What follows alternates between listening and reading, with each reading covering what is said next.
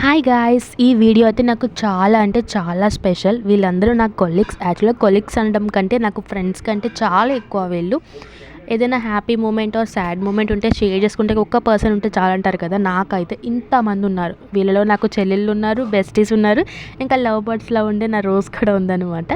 So, యాక్చువల్‌గా ఏంటంటే ఎన్నో రోజుల నుంచి ప్లాన్ చేసుకున్న ప్రోగ్రామ్సే క్యాన్సిల్ అయిపోతూ ఉంటాయి కదా! బట్ మేము ఇది సడన్‌గా ఒక 2 డేస్ బ్యాక్ అనుకున్నాము. మనందరం కలిసి లంచ్‌కి వెళ్దామని చెప్పి.